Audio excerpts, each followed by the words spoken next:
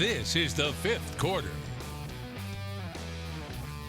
Let's keep the train going, shall we? Welcome back into the fifth quarter. Tanner Barnes, Joe Cat still here with you as we get ready for our Mid-Eastern Conference games. And Joe, a lot of storylines with these squads. You know, some had good first weeks, some not so good at first weeks. Well, Laney, Ashley trying to avoid going 0-2 to start the season. They're both at home. And as we kicked off the broadcast tonight, Hoggard at Scotland County. Again, that's a kind of a perennial third, fourth round playoff matchup each year. And they get to square off early on in the season. Let's check out another in-county rivalry game, shall we, to start our Mid-Eastern Conference. We start this one, you know, not in-county, but a rivalry game nonetheless. We go out the Vikings starting their season against Scotland County, and the quarterback keeper here from Bruce Wall acting like Wall in for the score. That made it 13-0. Yeah, close ball game moving into that third quarter. 2 scores well within striking distance, but the Hoggard offense struggled as we see Gabe Johnson rolling out to his left here. Got to protect the football, got to get rid of the football. If you're not going to get rid of it, you got to protect it. Strip, fumble, Scotland County takes it the other way. How about a 275-pound lineman scooping that one up? They would take it way down, and Ofama Ohani scoops it up in the 2-point conversion. And as you said, you know, Hoggard had some opportunities, but just couldn't really take care of the football or get anything going offensively. How about this? Scotland County puts up 34 points in the second half alone. It was 6-0 at the half, and Hoggard falls in their first game of the season, 40-13, the final score from Laurinburg. Up in Pender County, the Pender Patriots on their home turf, hosting the 1-0 Topsail Pirates. And just like last week, the Topsail offense comes out firing. It's Cody Wallace across the middle to Gavin Ellis. He won't let a little contact bring him down. It turns into a foot race, and no one's going to catch the junior. 85 yards. And it's 6-0 at Topsail with the extra point and makes it 7-0. And it was kind of a low-scoring first half. You know, we're so used to this Topsail offense, you know, putting up huge numbers, but they did lose running back Noah LaValle in week 1 of the season. But the quarterback and wide receiver duo, Cody Wallace again to Gavin Ellis. Great hands from the 6'4 junior and another Topsail touchdown. And it would be the Pirates going into the half with that score. And Topsail turned up the intensity in the second half. They would go on to win this one, post a shutout as well. They improved it 2-0. They beat Pender tonight in Burgaw 35-0, the final score. Laney Buccaneers coming off that loss to Northside Jacksonville last week, taking on J.H. Rose. The Bucs fell behind 28-0 in the third quarter, and they start to inch closer in the fourth period. Jordan Cole takes it himself on the sneak to make it 28-6. And then it's the Laney kicker with the extra point. Yeah, Natalie Gislason, she gets the extra point to go. That would make it the lead cut down to 21. The Bucs continue to grind away on the Rose defense. Another good old-fashioned quarterback keeper, Jordan Cole, lead down to 14.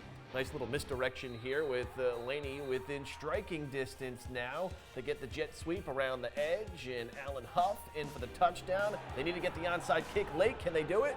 They cannot. J.H. Rose would recover that onside kick, and they would salt it away. Quarterback takes a knee, and the Buccaneers comeback falls just short, but what an effort it was. J.H. Rose wins a nail-biter, 28-21, the final score. Staying in the Mid-Eastern Conference, beautiful night for football. The home opener for the Ashley Screaming Eagles and head coach Wilson Helms against Northside Jacksonville. Down 7-0 early, the Eagles go for it, 4th and inches, showing off, and it's Logan Teeter. Gets in, the Monarchs say no, the officials say yes, 7-6 at that point. Yeah, one of those points early on in the season where you want to get your offense going. They get in the end zone, but tough stopping Northside Jacksonville. You got that great block up front by the fullback there, and Northside Jacksonville running away with this one tonight. Martavius McIntyre got into the end zone to make it 14-6, and then fast forward to the second quarter, Northside up 20-6, and they add to that with this. Check out the moves, just making Eagles miss. Electrifying play here as No Trey Andrews finds Jacarius Conley in the flats.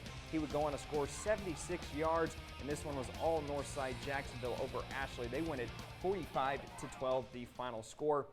And Joe, we made it some of the games tonight here in the Mid-Eastern Conference. You know, there were a few highlights that we didn't get to, but nonetheless, you know, you see some good things out of the Mid-Eastern Conference. You see some not so good things, and, you know, it'll be interesting to see how these teams respond. Tall task for the Hoggard Vikings. Their first game of the season, they were off week 1, and then they have to go to Scotland County to take on a perennial state championship caliber team, and I expect Hoggard to bounce back. Laney, Ashley going to have to lick their wounds. They're both 0-2, looking to get in the win column moving into week 3. Absolutely. Now let's take a look at your final scores once again from across the Cape Fear. Starting here, West Brunswick 21-0 over Whiteville. As we said, West Blade, they have some trouble on the home opener for North Brunswick. The Scorpions 54-14. East Blade runs into an always tough Clinton team 43-16. Sandhills Titan and West Columbus, good football game, but Sandhills comes out with the win 34-28. East Columbus blanks at Northwest Halifax 34-0. Topsail with the shutout 35-zip over Pender. Laney, their late game comeback falls short. They drop their matchup 28-21 to J.H. Rose. South Brunswick looking to go 2-0. They fall in a nail-biter 28-24 to Midway. Yeah, it was a tough one. And to finish up our scores here, Northside, Jacksonville over Ashley 49-12. The Eagles fall to 0-2. You said, Hoggard falls short against Scotland County 40-13. It's Union posting the shutout against Heidi Trask. That one 20-0 up in Rocky Point. Wallace Rose Hill, a team that continues to impress, may have their eyes on getting back to the playoffs and even more. They beat Southwest Onzo, a really good Southwest Onzo team, 36-7 the final score. And no, folks, we aren't done with you quite yet. Coming up, we'll hand out this week's fifth quarter play of the week after the break. Don't go anywhere.